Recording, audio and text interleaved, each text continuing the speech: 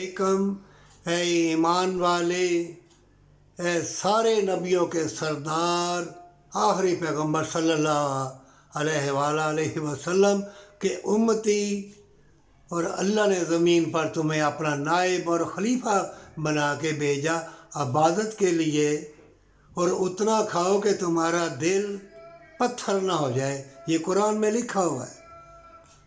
لاکھوں روپے، 80 لاکھ روپیہ دیا، پہلی زمین بیچ دی، گائے بھینسیں بیچ دی، وہ سمندروں میں قتل ہو گئے۔ ارے اسی ملک میں رہ کے تھوڑا کما لو، ماں باپ کو بھی سکون دو، بیوی بچوں کو بھی سکون دو۔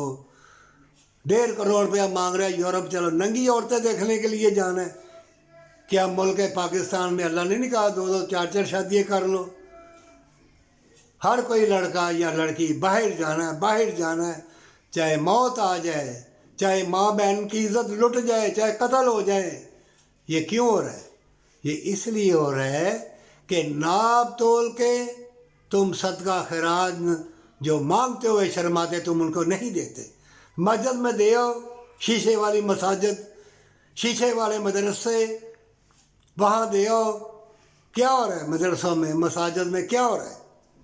مومنو، حسین مساجد بناؤ، اتنے شیشے نہ لگاؤ، اتنی ڈیکوریشن نہ کرو کہ لوگ نماز پڑھنے وہ شیشوں کی طرف دیکھنا شروع کریں۔ مومنو، جب تک ناپ تول کے صدقہ خیرات نہیں دو گے، تمہارے بھائیوں کو، بہنوں کو تکلیفیں آئیں گی، ماں باپ کو بھی تکلیفیں آئیں گی، اور تمہارا جسم جان تمہیں گمراہ کر دے گا۔ شیطان تمہارا جانی دشمن ہے۔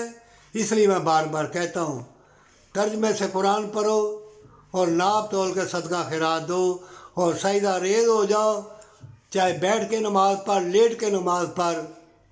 اور سجدہ ریزی میں معراج ہے، انوار و تجلیات ہے، مشاہدت کے دروازے ہیں، پر سچی توبہ اور ماں باپ سے محبت۔